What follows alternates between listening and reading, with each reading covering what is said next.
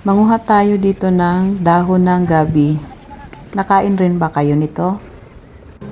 So, pagkatapos natin manguha doon, ayan, at gagawin natin siyang paganyan. Ayan, napakadali lang yung ating recipe ngayon na maraming makakarelate sa ganitong ulam.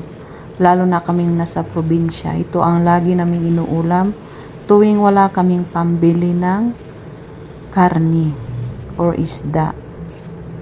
Yan, iikot-ikot lang natin yan siya.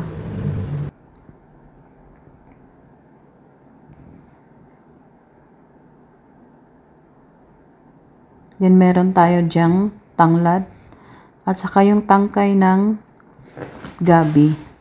So laing na fresh na laing gabi ang gagawin natin ngayon. Mas ito yung masarap kisa yung dry.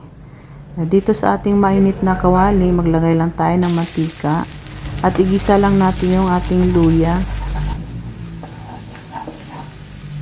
Sunod naman natin yung ating sibuyas at ang bawang. Igisa lang din natin. Sunod naman natin yung ating tuyo. Kahit anong tuyo or anong gusto nyong ilalagay nyo sa laing nyo. Dahil simple lang naman yung ulam natin.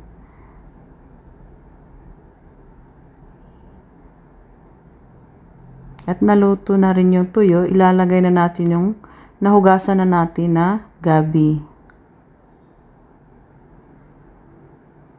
Mas masarap talaga itong fresh na gabi kisa yung sa dry.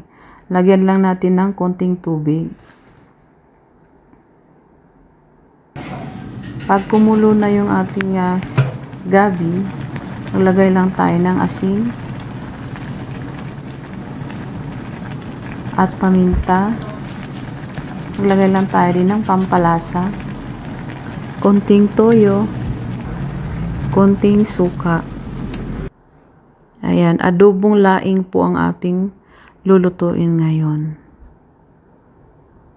Pag kumulo na, ayan, huwag nating halo-haluin dahil fresh po yung ating gabi, baka ay mangati.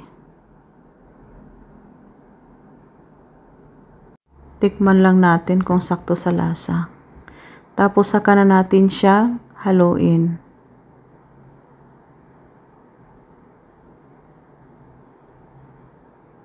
Ayan, napakasarap ng ating ulam sa mga uulam nito. Maglagay lang tayo ng sili. Ayan, kung ikaw ay bago pa lang sa aking YouTube channel, huwag kalimutang pindutin ang bell button para lagi kayong updated sa aking simple recipes. Maraming salamat sa panonood. Kain po tayo.